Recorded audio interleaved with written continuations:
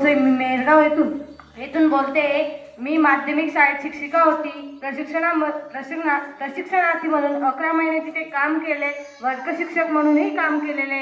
आदर्श मतदार बहुजन सेना ऑल इंडियाचे संस्थापक अध्यक्ष अभिलाष दादा देवरे हे 9 दिवसापासून आमरण उपोषणाला बसलेले आहेत.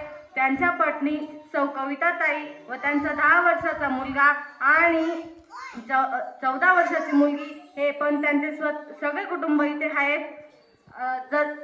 सरकारने आम्हाला आमचा हक्क द्यावा. भारतीय राज्यघटनेच्या आधारावर कलम 14 समानतेचा हक्क, कलम 16 सार्वजनिक रोजगारातील समान संधी, कलम 19A, कलम 19B, कलम 19G अभिव्यक्ती एकत्र येणे व व्यवसाय स्वातंत्र्य, कलम 21 जीवन व वैयक्तिक स्वातंत्र्य, कलम 21A शिक्षणाचा अधिकार, कलम 23 बळजबरी मजुरी विरुद्ध बंदी, कलम 39-41 समान कामात समान वेतन व रोजगाराची हमी. काँग्रेस शासन काळात वाडी वस्ती 12वी व पदवीधर विद्यार्थ्यांना जशी नोकरी दिली होती, पोस्टाद्वारे शिक्षण घेऊन त्यांचा रोजगार दिला होता, तसाच आम्हालाही या कलमांच्या आधारावर आमचा हक्क मिळवून द्यावा. शासनाला एवढीच विनंती आहे.